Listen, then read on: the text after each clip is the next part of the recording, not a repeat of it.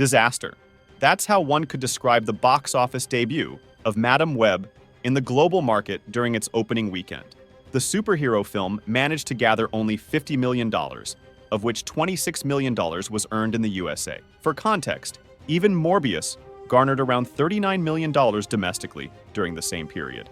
Insiders witnessed the earnings plummet in real time as viewers simply returned their tickets. The Hollywood Reporter also revealed that initially, the studio had planned a trilogy. However, they abandoned these ideas immediately after the first day of release. It seems like the films from Sony Pictures' Spider-Verse exist solely to make some of Kevin Feige's projects look not so mediocre by comparison. Remarkably, even the cast doesn't seem to put much effort into defending the film, often dropping comments like, "Well, you see, initially we planned a different movie, but it was completely revamped." Dakota Johnson, in one of the interviews, implied that she has yet to watch the film, stating she might do it someday, despite previously proclaiming in promotional clips that viewers would want to see it twice. Another amusing situation was the awkward interview with Sydney Sweeney, where she expressed it was a huge honor to join the Marvel Universe. Technically, Sony's films exist within the same multiverse as the Avengers world. However, we doubt the actress fully realizes what she has gotten into. Essentially, this entire absurd theater could become a decent documentary highlighting how not to make comic book movies. We only hope that Sony Pictures executives will learn the right lessons from this debacle and that the failure of this project will pass as unnoticed as the release of all the Echo series episodes. Subscribe if you haven't noticed Echo as a Marvel project either. Not straying far from the Spider-Verse, new messages from geek insiders about the development of Tom Holland's fourth film have emerged online. They indicate that the failures of Morbius, Madame Web, and the forced reshoot of Kraven the Hunter have significantly shaken Sony Pictures' faith in the future of their cinematic universe.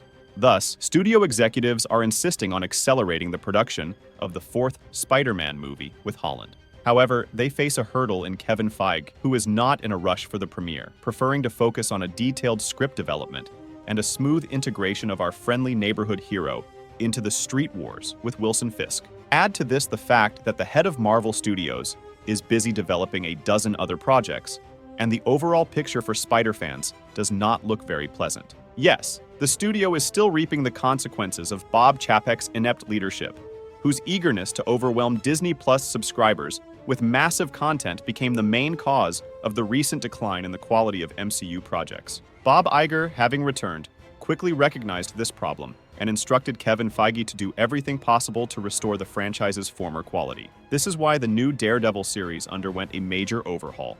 The script for Fantastic Four is being perfected until June, and the fourth part of Captain America is prepared for extensive reshoots. It's no wonder then that the studio head doesn't want to rush the story of our friendly neighbor, as in the worst case scenario, we could end up with another Multiverse of Madness, or Quantumania. Sony Pictures, however, has a different opinion and is pushing for the development of a new Spider-Man movie. The current head of Sony, Tom Rothman, as insider Daniel Richtman suggests, wants to turn the film into another Spider-Verse story and bring back John Watts as director. For those unfamiliar with Rothman, let's share a few interesting facts. Unlike Kevin Feige, who is a dedicated fan of his work, Rothman is a cold-blooded businessman who views his projects primarily from a commercial potential standpoint. Before joining Sony Pictures in 2013, the producer spent about 18 years leading 20th Century Fox, so he is well acquainted with Marvel Comics projects. But there are significant nuances here. Prepare to tally as we delve into some of Rothman's dubious decisions in the industry based on past insider information.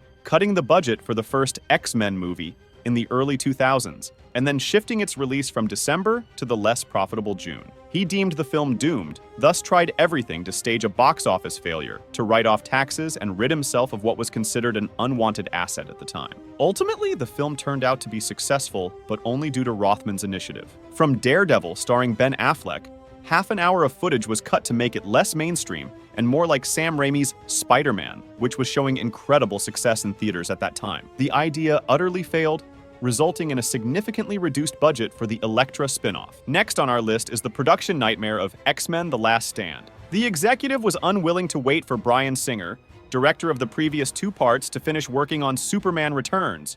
So, like now with Spider-Man, he accelerated the production of the comic book movie. Initially, Matthew Vaughn was appointed as director, but he left the project immediately after finding out. The studio attempted to deceitfully bring back Halle Berry by giving her a fake script with an expanded role for Storm. Eventually, Brett Ratner took over as director, and we got what we got. The same thing happened with X-Men Origins Wolverine. The producer wanted to release the film as quickly as possible, while the production was riddled with creative conflicts and shooting delays. Notably, during this period, one of the writers' strikes occurred, leading Rothman to decide to continue filming without a fully prepared script. Unsurprisingly, after the premiere, even Hugh Jackman described his participation in the film as one of the most disappointing experiences of his career. The Fantastic Four also suffered. The producer was strongly against showcasing Galactus's canonical appearance in the sequel, arguing that the comic book villain's absurd image would only deter viewers. Instead, portraying the character as a cloud seemed highly appealing to him. Genius, no doubt. We wouldn't be surprised if, for this very reason, Kevin Feige opts for a humanoid look for the villain in his cinematic universe. By the way, we should also thank Rothman for the existence of the 2015 Fantastic Four, as he greenlit its production at the last minute, all to prevent the film rights from reverting. And we conclude our list of Rothman's sins with Deadpool.